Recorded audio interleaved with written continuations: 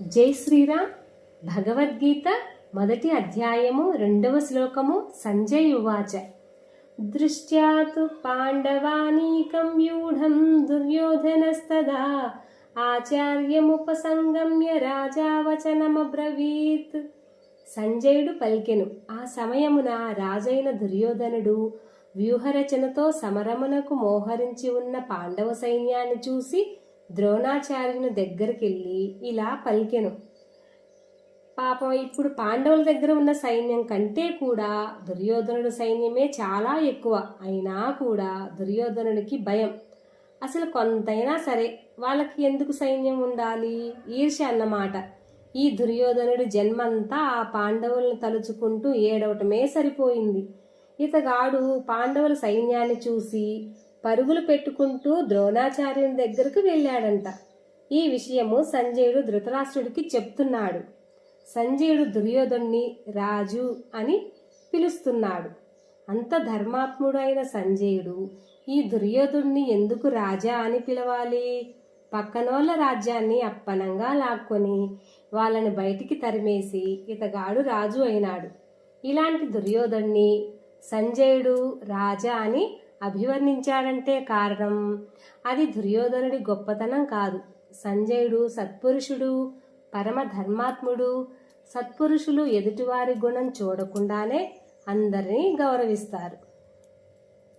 ఇప్పుడు దుర్యోధనుడు గొప్ప రాజు కదా, మరి పాండవ సైన్యాన్ని చూసి ఇతగాడే పరిగెత్తుకుంటూ వెళ్ళి ద్రోణాచార్యుల దగ్గరికి ఎందుకు వెళ్ళాలి? ఏ సైన్యాధికారినో ఇంకెవరినో భటులనో పంపించవచ్చు కదా. ఇప్పుడు ద్రోణాచార్యులు వారికి లేనిపోనివి ఎక్కించి అవతల వాళ్ళ సైన్యం కొద్దిగా ఉన్నా సరే, ఇతగాని సైన్యం ఎక్కువగా ఉన్నా అయినా సరే, గురువు గారు మీరు రకరకాల వ్యూహాలు ఎన్ని రకాల ప్రయత్నాలు చేసి ఎలాగైనా సరే ఆ పాండవుల సైన్యాన్ని చిత్తుగా నాశనం చేయాలి. ఇలాంటి కపట ఉపాయాలు ద్రోణాచార్యులు పరమ ధర్మాత్ముడు అయినా కూడా ఇలాంటి శిష్యుడు ఉన్నందుకు అవి చెవికెక్కిస్తూ ఉంటాడన్నమాట. అందుకని గబా పాండవుల సైన్యాన్ని చూసి ఈర్ష్యతోటి అసూయతోటి ద్రోణాచార్యుల దగ్గరికి పరిగెత్తుకుంటూ వెళ్ళాడంట. సరే, అతని బుద్ధి అది.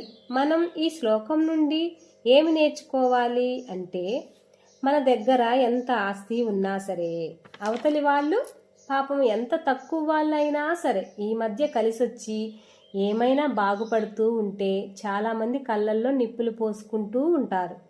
మనమే బాగుండాలి, ఎదుటివారు బాగుండకూడదు. మనమే ఎదగాలి, ఎదుటివారు ఎదగకూడదు. మనంత కాకపోయినా సరే ఎదుటివాడు ఎదిగిపోయాడనుకోండి, వాళ్ళ గురించి తెలిసిన వాళ్ళందరికీ రకరకాల చాడీలు చెప్పేసి పుకార్లు సృష్టిస్తారు.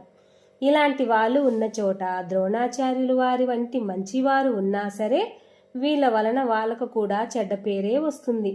ఈ శ్లోకం నుండి మనం నేర్చుకునేది ఒకటే, ఎదుటివారు బాగుంటే ఇంకా వారు బాగుండాలి అని కోరుకోవాలి.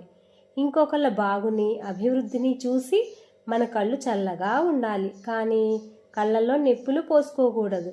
ఎదుటివారు బాగుంటే అది చూసి ఏదో కొంప మునిగిపోయినట్లు భావించి గబగబా ఎవరి దగ్గరకో పరిగెత్తికెళ్ళి చాడీలు చెప్పకూడదు. చాలా చెడ్డ అలవాటు.